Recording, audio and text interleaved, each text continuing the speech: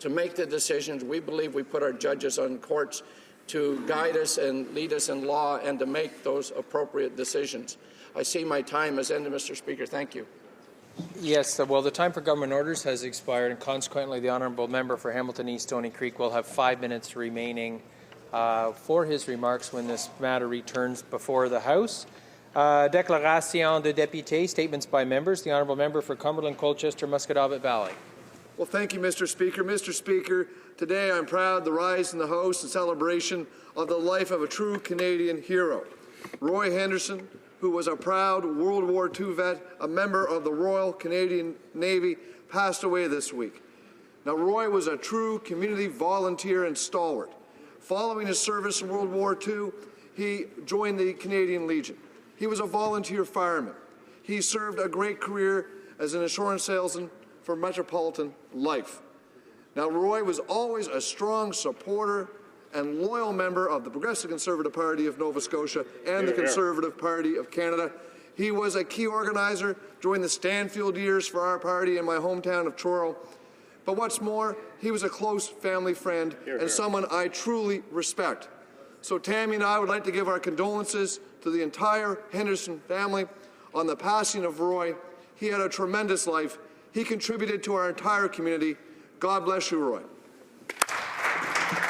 The honourable member for Brassard-La Prairie.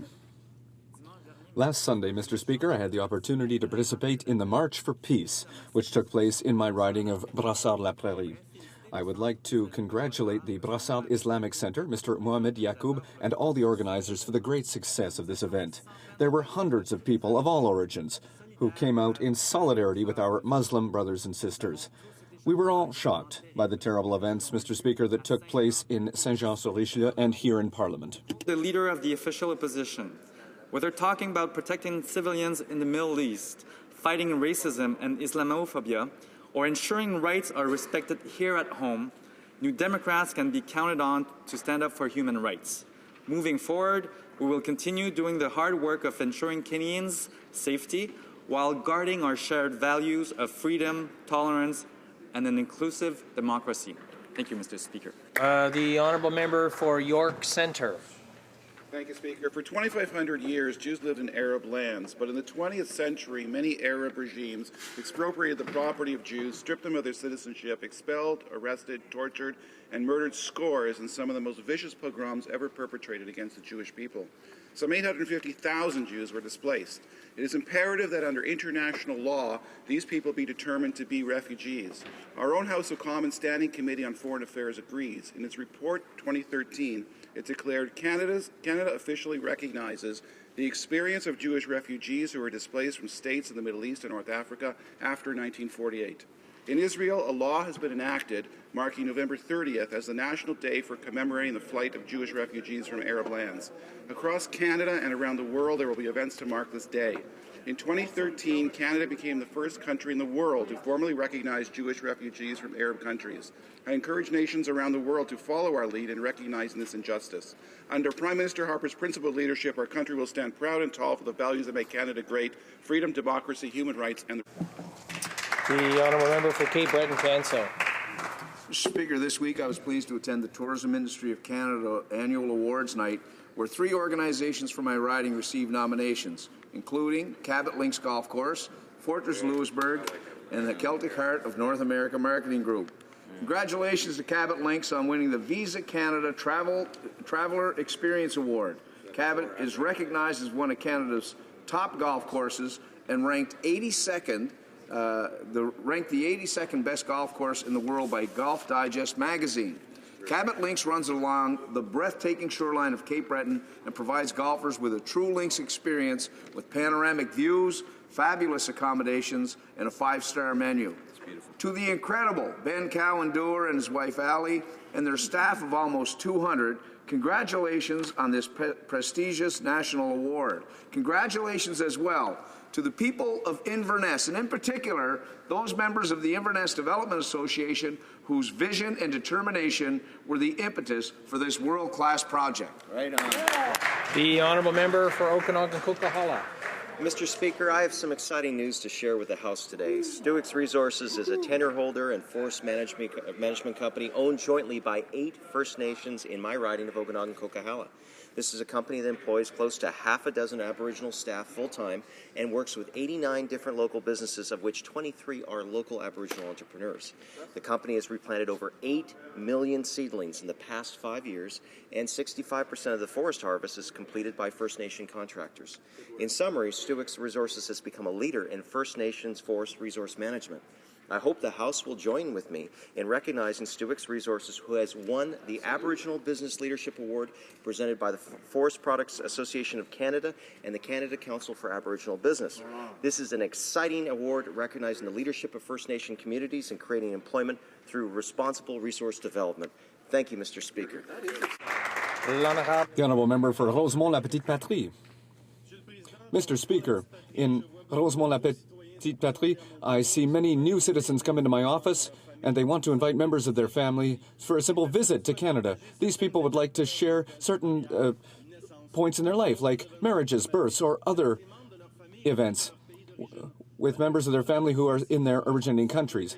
However, when these people come from countries where there's a need for a visa, there's a huge labyrinth of administration to go through, and many citizens feel disoriented by the process, showing that there's a lack of resources available to them. At the end of an opaque procedure, requests are refused and citizens are left behind. These people feel discriminated against. They consider that they are considered to be second-class citizens by the Conservative government. I am calling for changes so that all citizens be treated equally. Thank you. The Honourable Member for Calgary East. Mr. Speaker, this Sunday, 2 teams will go head-to-head in Vancouver.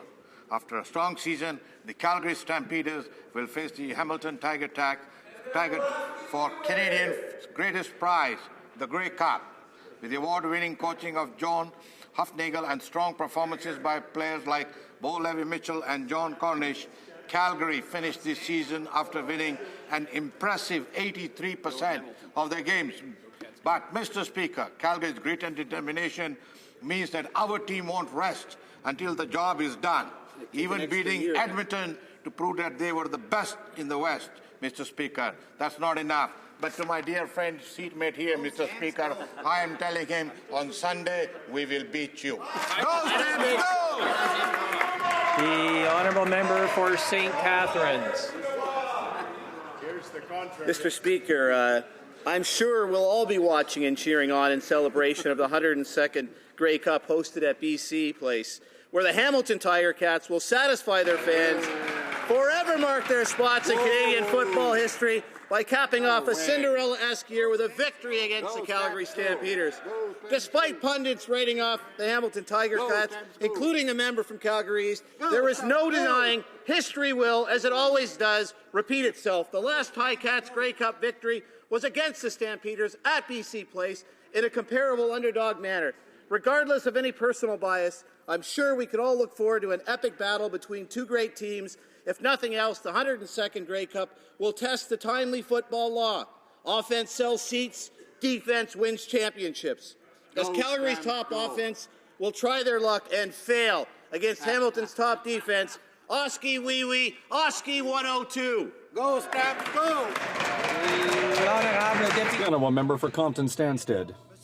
Mr. Speaker, I would like to bring to your attention some organizations that we often don't think of, but who are working tirelessly in Quebec with the help of volunteers and workers who are often paid very little. These groups are working to improve the quality of life for Canadians. Coopératives d'Habitation de l'Estrie, which is working on social housing for low-income families. Centre d'Action Bénévole, which is working very hard. Les Amis de la Terre, which is helping with organic agriculture. L'Union Paysanne, which is defending traditional agriculture and family farms. COGESAF, which protects watersheds and water. Solidarité Rurale, which brings people together and speaks to the importance of rural life. The Townshippers Association, protector of the Anglophone minority and its tradition, building bridges throughout our community. The work that they are doing deserves our attention because their many initiatives are essential for all Quebecers. Thank you, Mr. Speaker. Honourable member for Kitchener Centre. Mr. Speaker, under the Conservative government's family tax cut, every family with children will have more money to spend on their priorities as a family. The majority of the benefits will go to low and middle income families. For instance, a single mother with 2 children earning $30,000 per annum will benefit by a whopping $1,500 every year. But the Liberal leader is promising to reverse this tax relief and force hardworking middle-class families to pay more. We reject the Liberal leader's high tax policies. Our Conservative government has kept our promise to families, and we continue to stand with them. After all, Mr. Speaker, we all know that there are only 2 people who really know what's best for their kids, Mom and Dad. The honourable member for Vancouver East. Mr. Speaker, the co-op housing sector is in dire need of sustainable funding from the federal government because agreements between co-ops and CMHC are coming to an end. In my riding of Vancouver East, there are 30 housing co-ops. Approximately 1/3 of co-op households will be at risk of homelessness when these agreements expire. Thousands of vulnerable citizens will be burdened with severe financial difficulty. In an expensive city like Vancouver, the ability to secure affordable and stable housing is incredibly hard, and many are already spending so much on rent they are just one paycheck away from homelessness. Co-op housing occupies a vital and unique position because it is secure and affordable. The government has an obligation to ensure the ongoing success of the co-op housing sector by renewing federal housing assistance to low-income households and by building more co-op housing. I call on the government to recognize that affordable, adequate, accessible and secure housing like co-ops is a fundamental right for all Canadians. Hear, hear. The honourable member for Sault Ste. Marie. Mr. Speaker, today StatsCan announced that our economy grew by 2.8% in the third quarter of 2014, well above market expectations. This is further evidence that our unprecedented focus on the economy is indeed working. In September, Canada exceeded economists' expectations by creating a whopping 74,000 jobs, and in October we surpassed forecasts again by adding another 43,000 jobs. Canada has created over 1.2 million jobs since the depths of the recession, but in an uncertain and dangerous global environment, many international risks and global market forces remain a threat to the prosperity of Canadians. Now is not the time for the risky Liberal Party tax and spend experiments. By contrast, our government's economic action plan is a proven success. We remain steadfast with our low-tax plan that is growing our economy and will bring us back to balance in 2015. Go Ticats! Thank you, Mr. Speaker. The honourable member for Scarborough Aging Mr. Court. Speaker, my spouse Jean and I recently had the pleasure in joining Warden Full Gospel Assembly in celebrating their 60th anniversary. As the church reflects on its past, present and future, Warden Full Gospel Assembly represents the best of Canada. Dating back 60 years, the church was first founded by a group of German immigrants who desired a spiritual home and a place of worship in their own language.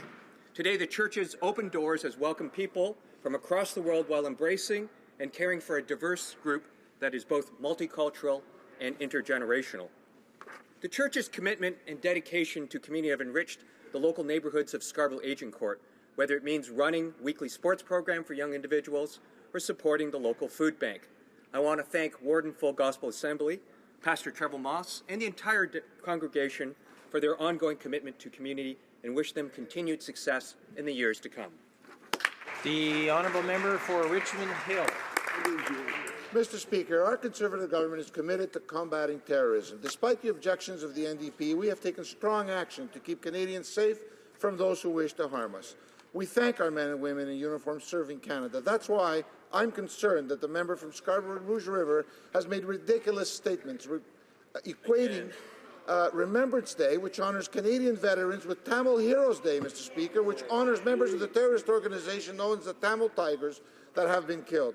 The NDP members should apologize immediately to veterans and to all Canadians, and they should start standing up with our government to protect Canadians, Mr. Speaker.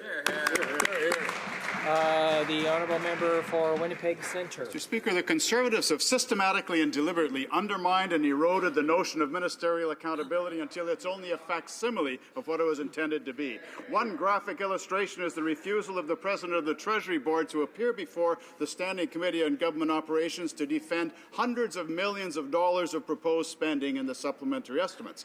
It's a fundamental principle of our parliamentary democracy that the government has to seek the consent of Parliament to spend money, and the notion of accountability dictates that the minister appears before the appropriate committee to make the case for any such spending, subject to scrutiny, oversight, due diligence, and thorough examination by its members.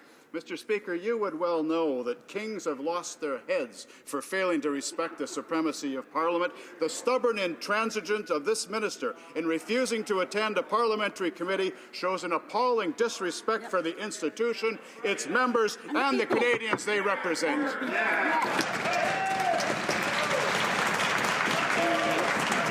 The honourable member for Ottawa-Orleans.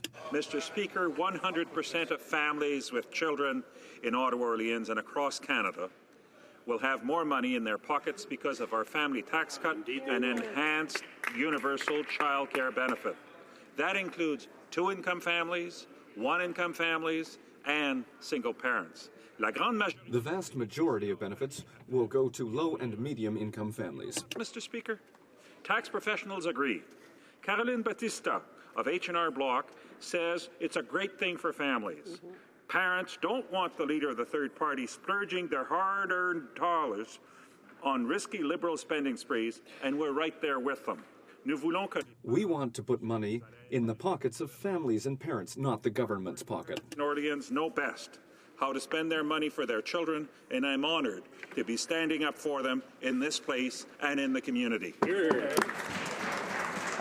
Question orale, oral questions. The honourable member for Vancouver. Week, the Auditor General blew the whistle on the Conservatives' pitiful record when it comes to helping injured veterans. Hear, hear. But adding insult to injury, we now learn the money they promised to veterans in a face-saving measure will actually be spread over not 5 years, but over 50 years. Conservatives misled the House, they misled the public, and misled veterans. Why won't the government own up to their mistakes and be honest with Canada's veterans? The Honourable Parliamentary Secretary for Veterans Affairs. Thank you, Mr. Speaker. Mr. Speaker, the investment announced by our government will not only help today's veterans, Mr. Speaker, this will also help veterans of the future. When our government took office, Mr. Speaker, there were only 4 operational stress clinics, Mr. Speaker. We have already added 13 specialized military care facilities, Mr. Speaker, and our latest investment will add 8 additional operational stress injury clinics, Mr. Speaker. Across the country, we will continue to respond to today's veterans' needs, Mr. Speaker, as we move forward. The honourable member of Vancouver East. Well, Mr. Speaker, that answer is simply not accurate. Hear, While hear. the minister is failing to stand up and answer questions, his office confirmed yesterday that $159 million of the money announced will be spread over 50 years. Unbelievable. Mr. Speaker, Unbelievable. the Minister of Veterans Affairs ignored the Auditor General's recommendations from 2009, closed veterans' offices, targeted veterans who criticized him.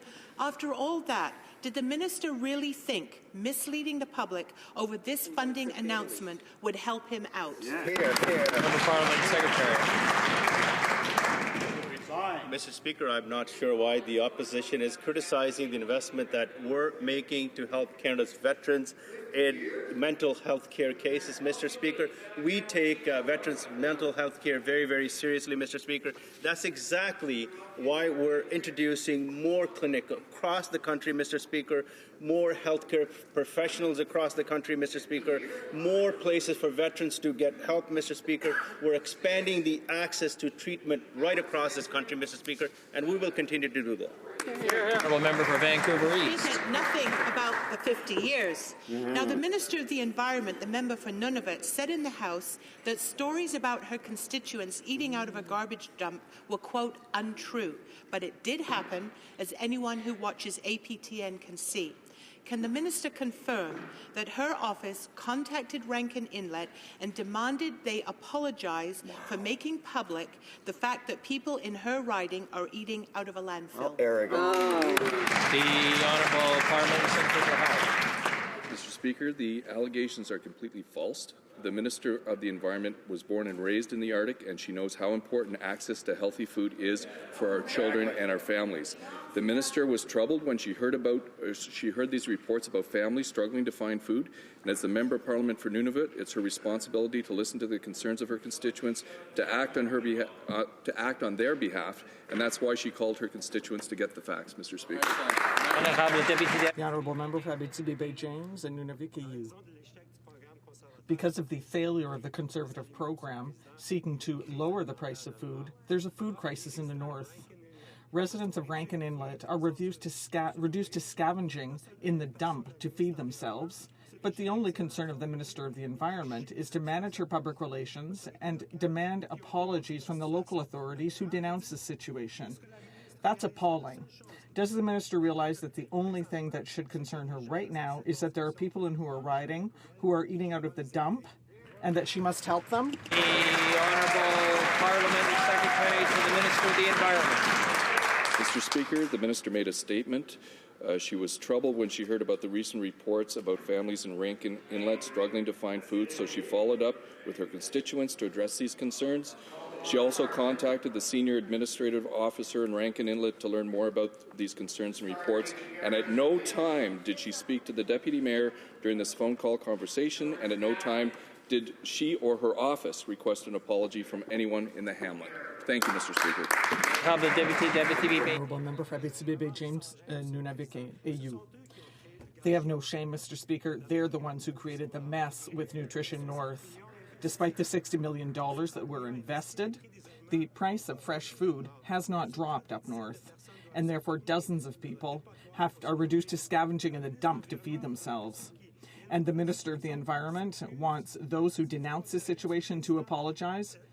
This is absurd, Mr. Speaker. It is her who should apologize for this flawed program. Can this government create a program that actually works? Mr. Speaker, as I said, the allegations are false. The truth is the results of our government actions are very clear. Nutrition North Canada has shipped a total of 61 million kilograms of nutritious and perishable food to northern communities since 2011. The Minister remains committed to working on behalf of her constituents to improve the program.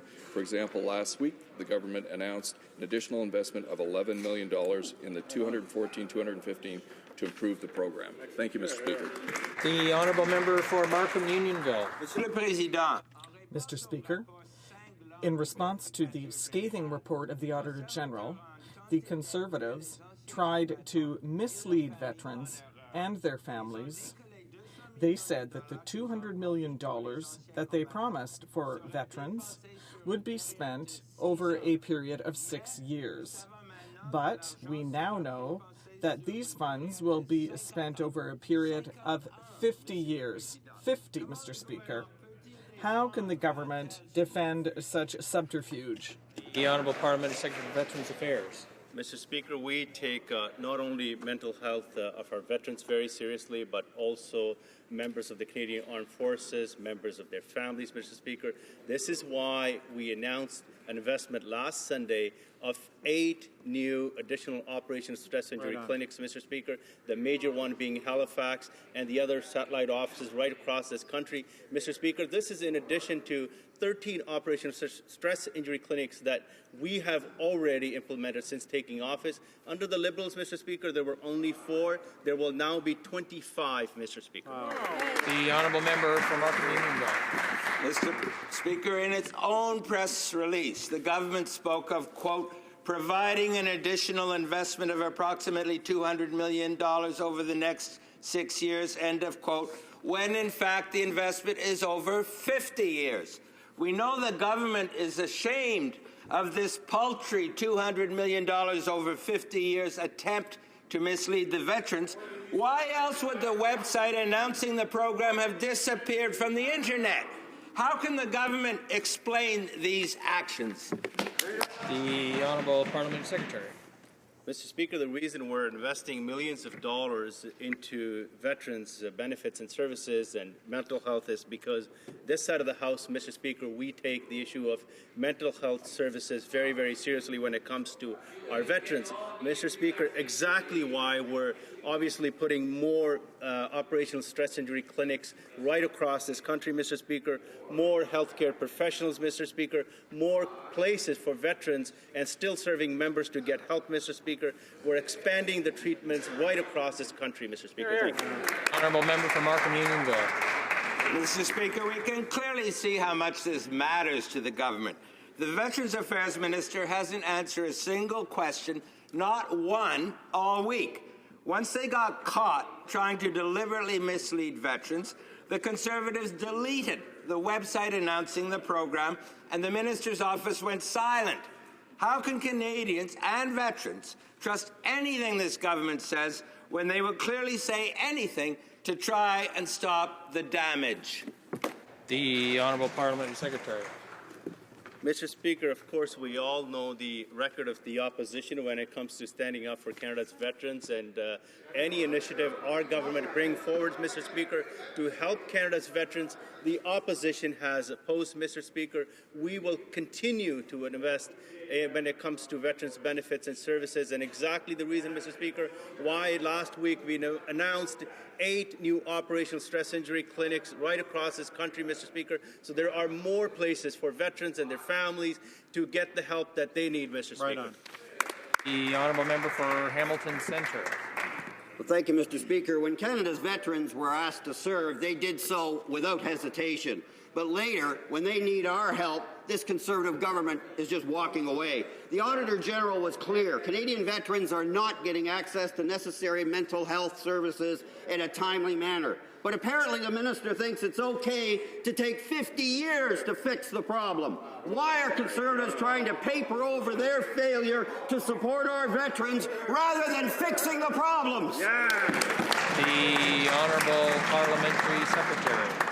Mr. Speaker, we thank the Auditor General for his report, Mr. Speaker, and I want to point out the Auditor General recognized that Veterans Affairs does indeed, Mr. Speaker, have a robust health strategy in place, that we have put in place mental health support, and we provide rehabilitation to our veterans in a timely manner. Mr. Speaker, at the same time, the Auditor General did point out there were some unnecessary delays which the Department or government is working to address, Mr. Speaker. The Honourable Member for Hamilton Centre. Mr. Speaker, the member makes it sound like it's some kind of detail in the Auditor General report that they just have to kind of fix. Not the case at all. That report was an indictment, a scathing indictment of the lack of care and compassion and services that our vets need. And it's time that they address the issues that are raised in the report, do it honestly, properly, and start with an apology to our veterans. Yeah. Where's the minister? Why isn't he here apologizing?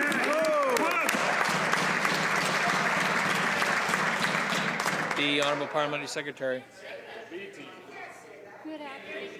Mr. Speaker, the member opposite can yell and scream all he wants, Mr. Speaker, but what the Canadian veterans and Canadians would like him to do is start standing up for Canada's veterans, Mr. Speaker, especially when it comes to standing up and voting in favour of the initiatives that our government brings forward, Mr. Speaker, such as the 8 new clinics that were announced just last Sunday, Mr. Speaker, that will go to help not only veterans but still serving members of their families, Mr. Speaker. Our government has a strong record, and we will continue to stand up for Canada's veterans this side of the House, Mr. Speaker.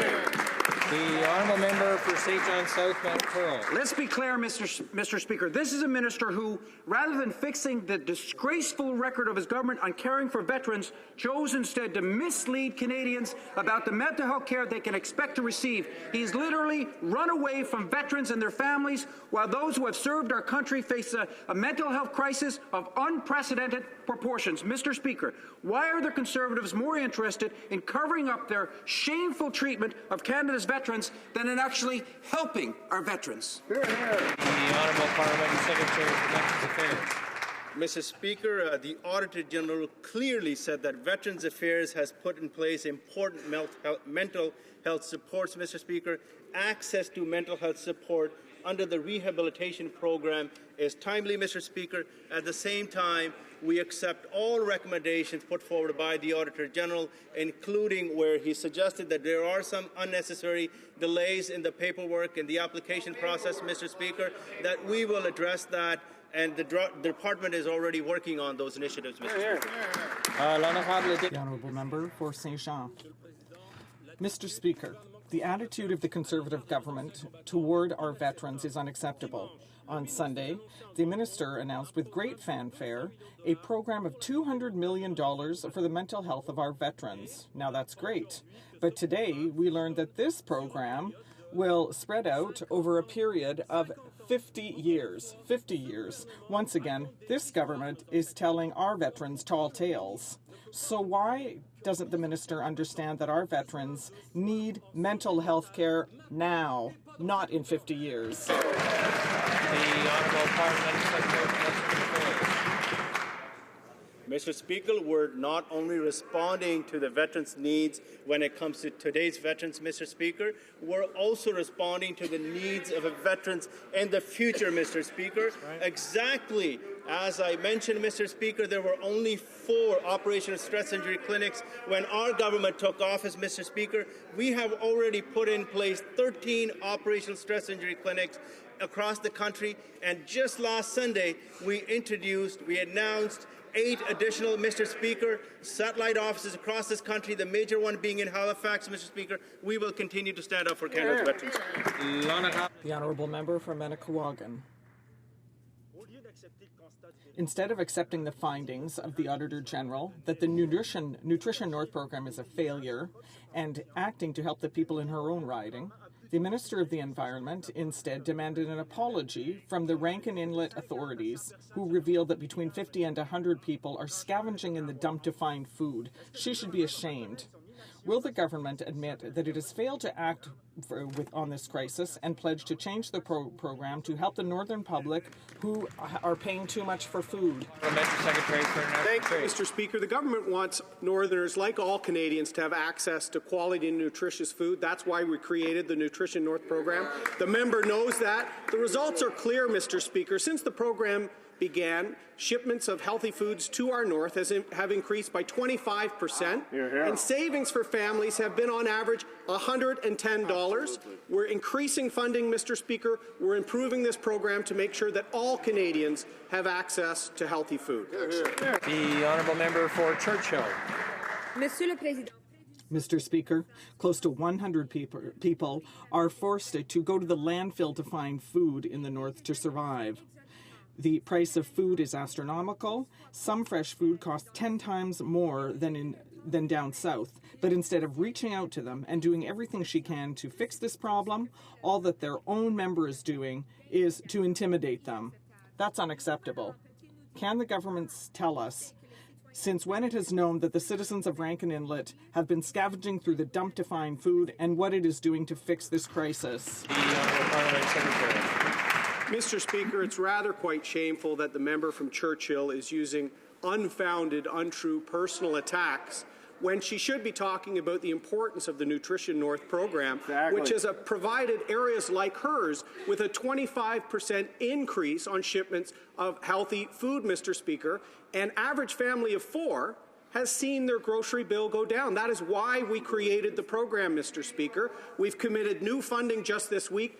Ongoing improvements are in place. This is an important program and not the time for unfounded attacks. The Honourable Member for Churchill. Mr. Speaker, what is truly shameful is that people in my part of the country continue to go to Hungary because Nutrition North is not working for them the way it's not working for northern people across our country. And as for the people of Rankin Inlet, they deserve more than intimidation and empty rhetoric from this government. We should be doing everything we can to ensure that nobody in the north has to go to the dump to get food. And we need to get to the bottom of the demand that the minister made to Rankin Inlet officials. When did she ask her office to apologize to them?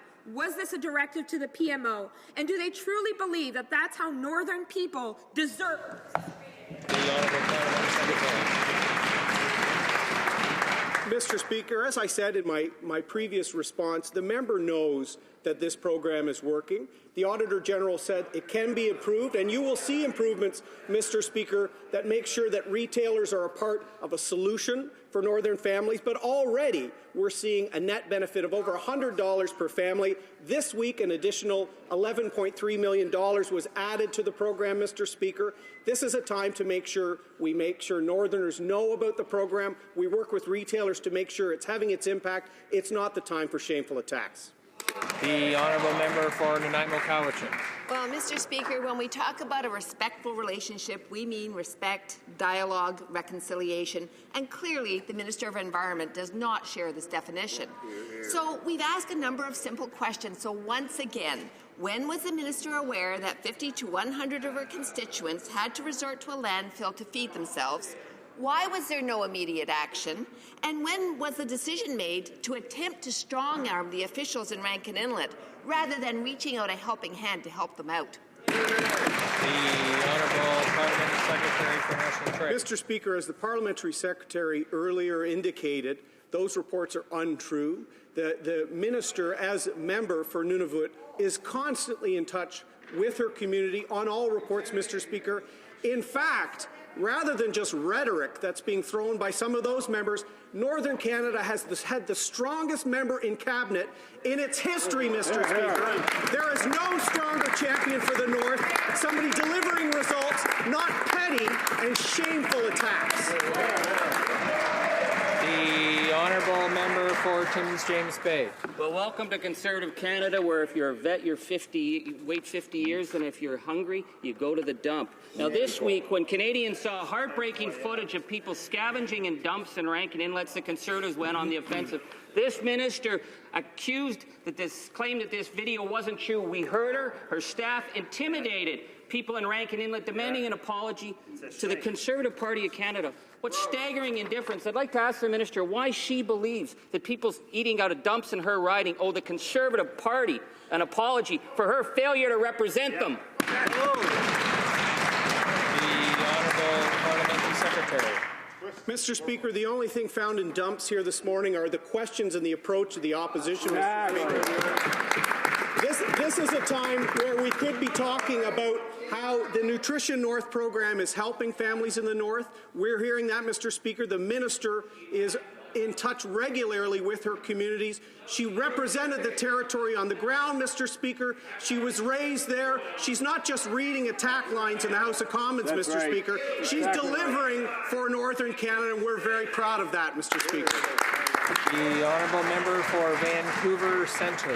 Mr. Speaker, the Auditor General slammed this government for failing to address the high cost of food in Canada's north. There's evidence that to survive, people have to scrounge for food in the dump. Yet the Minister for the North continues to deny this. What's worse, elected officials say she's been bullying them to endorse her failed program and apologize to the Conservative Party. This is shameful. This is not the first time the Minister for the North has failed the North. Will she listen to the AG and act now to ensure that the people of the North have access to nutritious and affordable food? Good question. The honourable Parliament Secretary.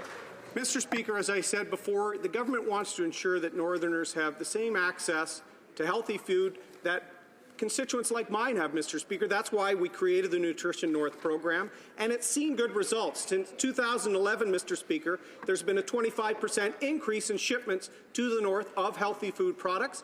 An average family of four has seen a net reduction in their grocery bill of $110.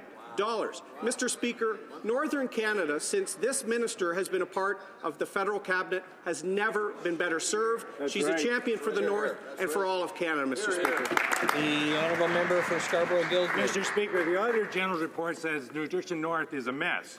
The Minister of Aboriginal Affairs agrees with the Auditor General. The MLA for Joe Haven says the program is not working. The Deputy Mayor for Rankin says that residents are scavenging in the local dump for food. Yet the minister in charge of this particular area says it's all not true and demands an apology. So what's not true, Mr. Speaker? That the AG's findings, the Minister of Aboriginal Affairs' agreement with the AG's findings, the MLA's statement for Joe Haven, the Deputy Mayor for Rankin. Order. The Honourable Parliamentary Secretary.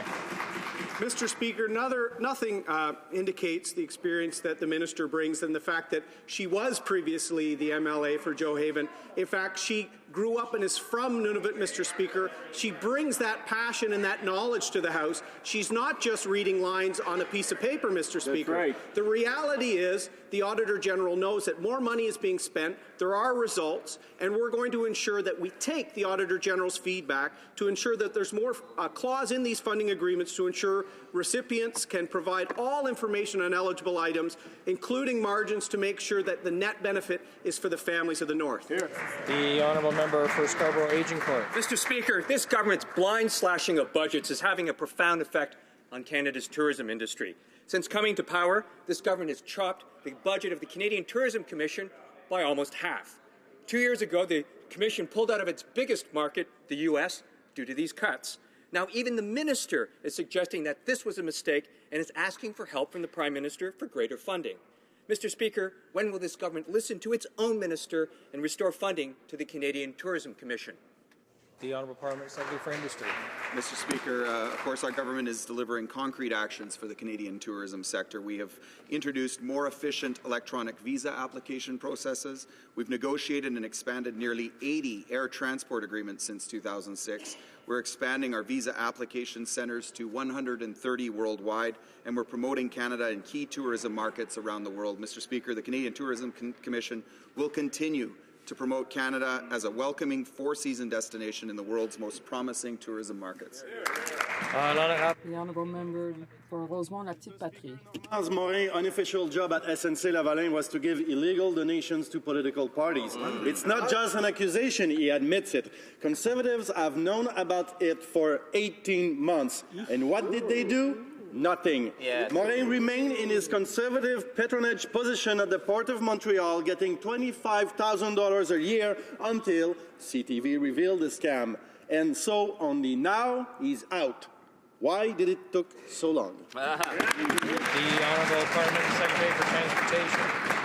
Mr. Speaker, this individual is no longer a member of the board, and none of the issues regarding his alleged activities at SNC-Lavalin are related to the federal government, but anyone found responsible for that wrongdoing should face the full force of the law.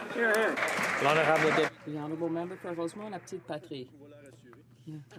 That's very reassuring. A former vice president for SNC-Lavalin admitted to the anti-corruption unit that he was at the heart of a slush fund to the benefit of the Liberal Party of Quebec. Thanks to the nominee system, SNC paid hundreds of thousands of dollars to the Liberal Party of Quebec. Despite these revelations, this man was able to sit for another 18 months on the board of the Port of Montreal. Why did the Conservatives turn a blind eye to the illegal actions taken by this VP of the Port of Montreal for all this time? Mr. Speaker, this person no longer sits on the board. None of the issues concerning his presumed activities with SNC-Lavalin are tied to the federal government. Whoever is found responsible for illegal actions has to face the law. Parkdale High Park. Mr. Speaker, Canadian steel companies and workers are being shut out of opportunities because of this government's failure to do anything about creeping Buy America policies. Now a ferry dock project in Canada on federally owned land is closed to Canadian steel companies. Unacceptable. Canadian workers and businesses are looking for more than concern from this government. What is the minister actually doing to correct this situation? The Honourable Parliamentary Secretary for International Trade. Mr. Speaker, as the minister indicated in this House earlier this week, our government's deeply concerned by the appearance that the U.S. intends to apply Buy American restrictions to the project at Prince Rupert. This is just another example of how illogical and actually counterproductive to free trade these Buy American programs are. Our government has a track record of consistently opposing such measures and standing up and opening markets for Canadians. We will continue to work on that, Mr. Speaker. The Honourable Member for Rivière-des-Mille-Îles. Mr. Speaker, it's reached the point that the Buy America Act is enforced on Canadian soil. Canadian steel producers cannot even bid on the port that's being built in Prince Rupert in Canada. During this time, Canadian workers like those at Nova Bus and Saint-Eustache, are the victims of Americans' protectionist policies. Why can the Conservatives not even protect Canadian jobs?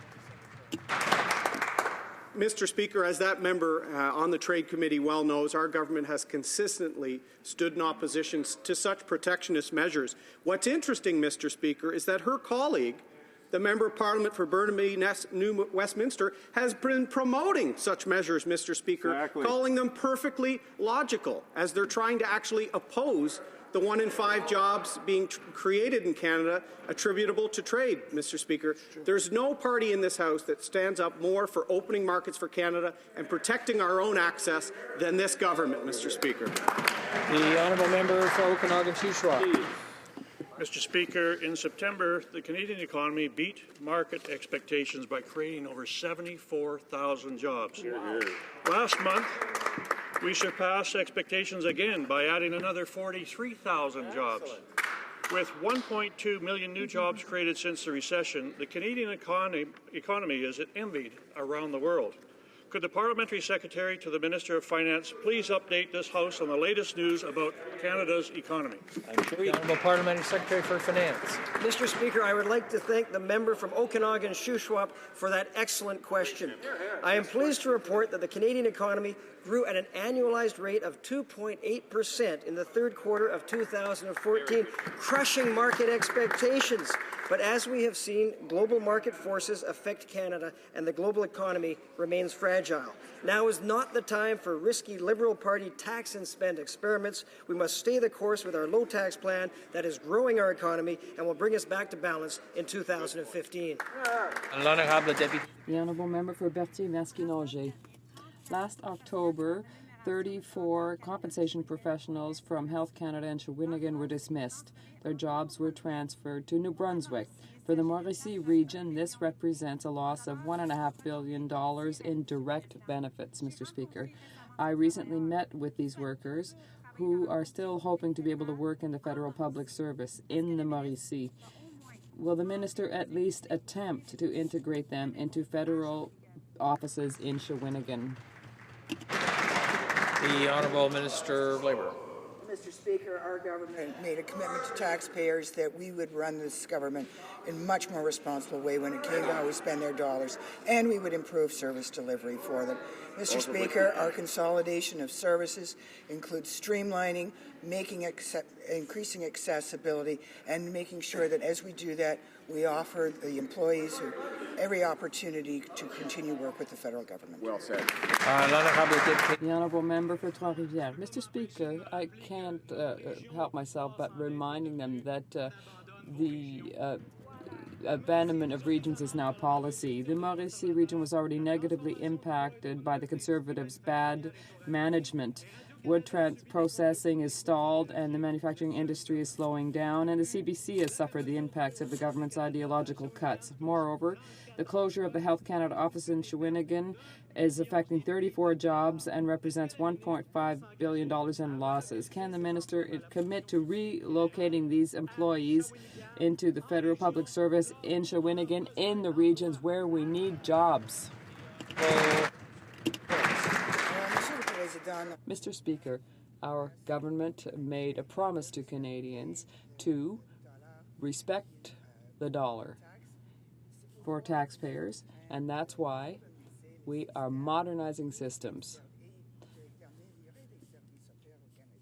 and providing services to Canadians. We want things to be more effective and efficient. All employees will receive or have already received offers to help them to continue to work with the federal government. The Honourable Member for Hamilton East, Stony Creek. Well, Mr. Speaker, every day I'm hearing complaints from my constituents in Stony Creek who are troubled by the heavy-handed tactics of Canada Post when they're deciding where to locate the new super mailboxes. Canada Post representatives show up on their doorstep, not to consult or hear feedback, but to tell them that their lot has been chosen for the box. If they have complaints, they're sent to a 1-800 number where they're told that it is a final decision. Mr. Speaker, the Conservatives have failed to protect mail delivery in this country.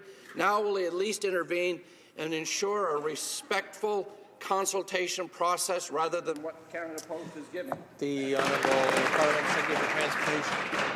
Thank you, Mr. Speaker. As the member knows, that Canada Post is an independent arm's-length Crown corporation responsible for executing its 5-point plan, Mr. Speaker, in order to turn around the finances of the company, but also to ensure that there is daily mail for all Canadians. Mr. Speaker, they are doing so in a way that tries to assess the needs of those in their particular communities, potential challenges, Mr. Speaker. They're engaged in several communications within the constituency, Mr. Speaker, but if there's a particular question, I will refer the member to Canada Post.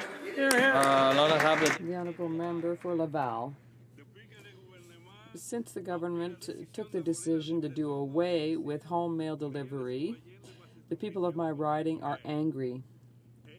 And with reason. The most elderly people and those with mobility issues will be the first affected.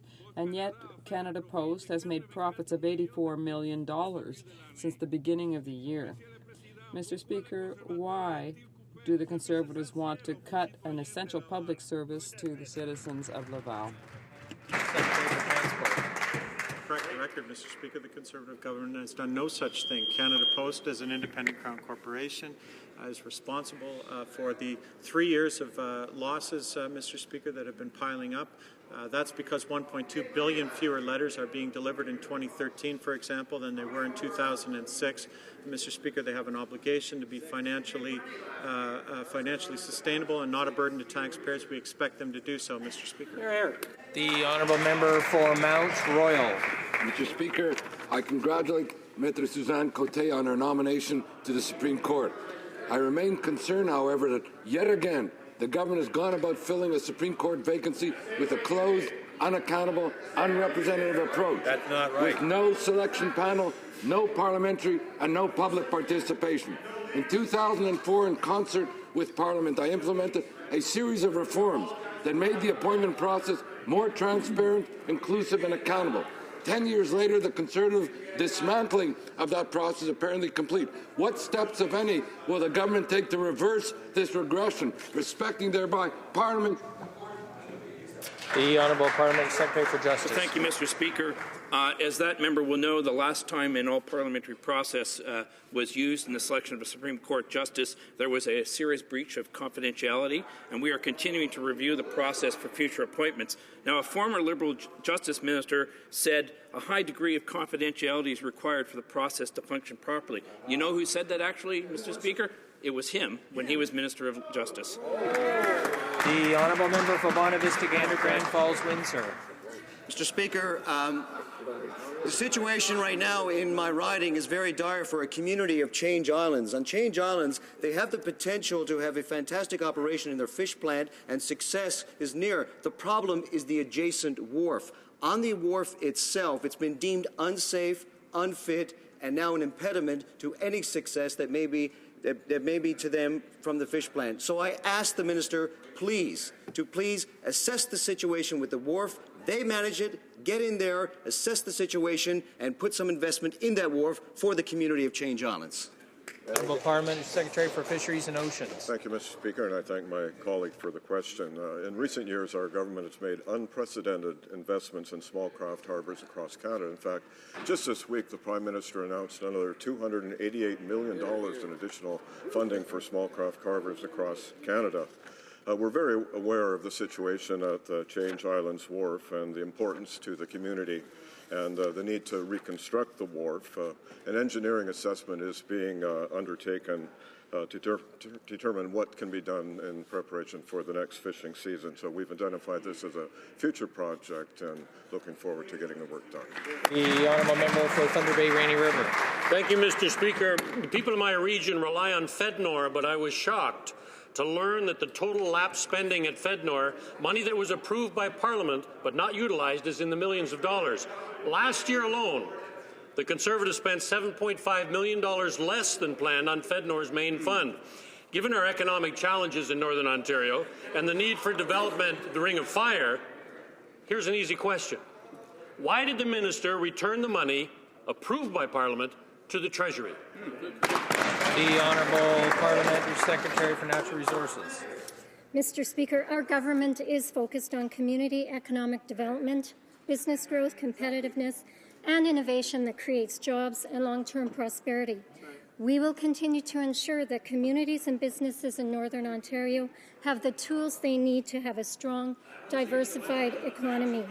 We are working with all levels of government, including First Nations and other stakeholders, to ensure we maximize the economic opportunities and long-term sustainability of Northern Ontario. The Honourable Member for La Salle-et-Mar.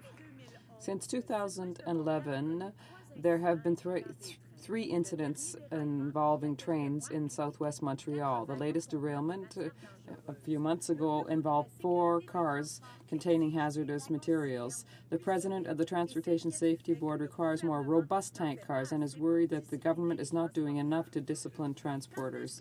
When will the government listen to the Transportation Safety Board and watch over the safety of rail transport? People are worried. Secretary for Transport. Honourable Parliamentary Secretary. And security of Canadians is a top priority for Transport Canada, and that's why they have taken a number of very important actions with respect to rail safety. Specifically, Mr. Speaker, as we vowed we would, the most offending DOT 111s have been removed from the service of transporting crude. The remaining DOT 111s are on an aggressive phase-out, Mr. Speaker, that will finish ahead of a proposed American standard for a phase-out.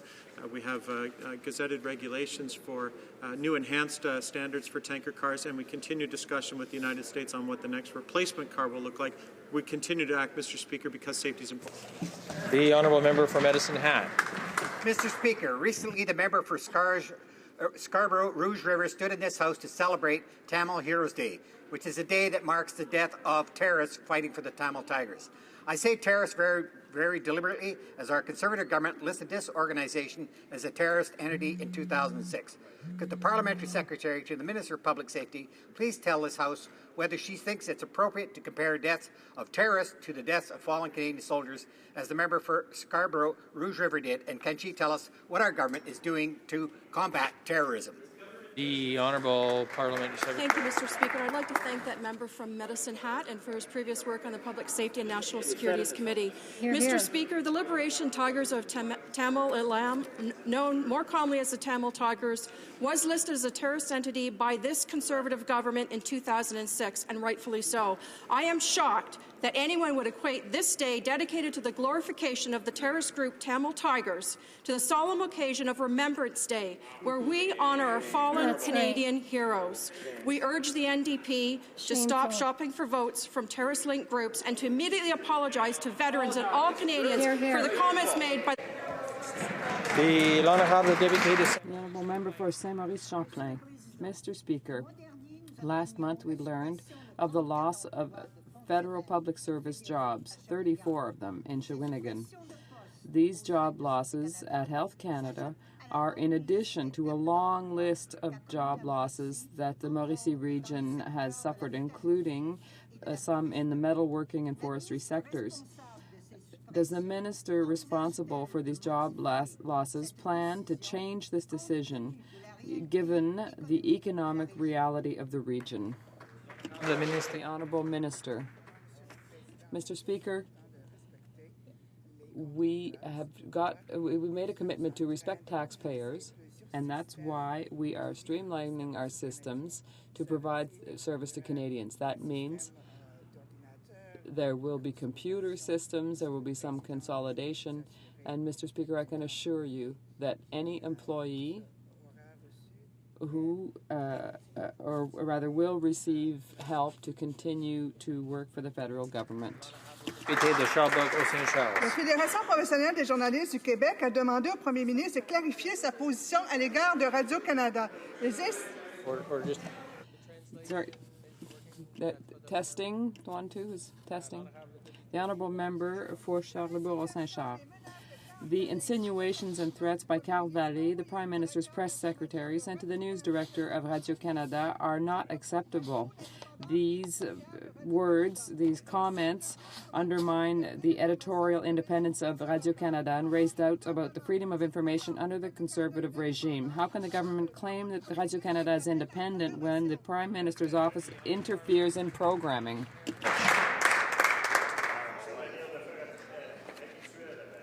Speaker, those allegations are completely untrue. The CBC Ombudsman was very clear on this matter. With respect to this documentary, the Ombudsman found the rules of journalistic standards and practices had not been correctly applied. We respect the Ombudsman's finding, so should the member. The Honourable Member for Northumberland, Quinte West. Mr. Speaker, on this side of the House, we stand up for women and girls, and we're taking action to protect them from being victims of barbaric cultural practices. On the other side of the House, the leader of the Liberal Party refuses to take a strong stance against violent acts that put immigrant women and girls at risk. Will the Parliamentary Secretary for Citizenship and Immigration please explain what this government is doing to help protect Canada from gender-based violence? The Honourable Parliamentary Secretary for Citizenship. Mr. Speaker, this week the United Nations High Commissioner for Refugees, Antonio Guterres, stated, and I quote, "We must advocate with governments for child marriage to be prohibited by law and for this to be effectively enforced." Our Conservative government is doing just that, Mr. Speaker. We are strengthening our laws to ensure that no young girl or woman in Canada becomes a victim of early forced marriage, polygamy, honour-based violence, or any form of harmful cultural acts.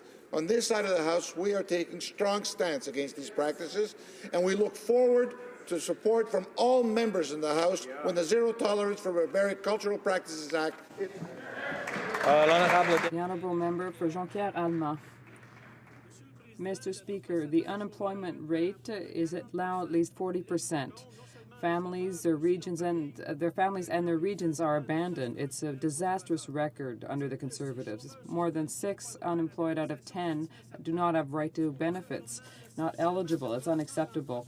Why is the government abandoning these workers, and why is it not coming to their assistance to improve eligibility for EI? Mr. Speaker, the changes we've made in employment insurance do nothing to limit access to employment insurance. So if you lose your job due to no fault of your own, the employment insurance system will be there for you just as it always is. That's what it's there for, Mr. Speaker. We're supporting unemployed Canadians getting back to work. Absolutely. The Honourable Member for Jonquière-Alma. Mr. Speaker, over the next 3 years, the government will plunder the EI fund to the tune of $14.2 billion. That's more than $4.5 billion per year. Rather than making it an employment tax, why does the government not come to the assistance of the unemployed with their own money? The Honourable Parliamentary Secretary. Well, Mr. Speaker, unlike what the opposition would do, this government believes that employers and employees who contribute to the program have the right to have premiums either stay the same or actually get lower. That's why we treat the Employment Insurance Fund with respect, unlike the previous government who rated it for over $50 billion, Mr. Speaker. Terrible. Canadians can count on us not to do that and keep in support of all Canadian workers and employees and contributors like the employers across this country. We're defending the EI system, Mr. Speaker.